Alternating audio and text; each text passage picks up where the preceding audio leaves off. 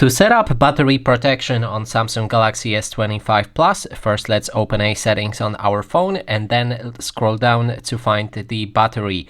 If you enter it, then there's the battery protection. You can activate or deactivate it, but additionally we can click on it to customize the settings, and there's three options that you can choose. First one is basic.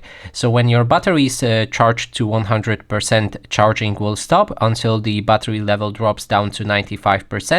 And then the charging will start again to protect your battery, as charging your phone to 100% and maintaining it like that may reduce your overall battery lifespan.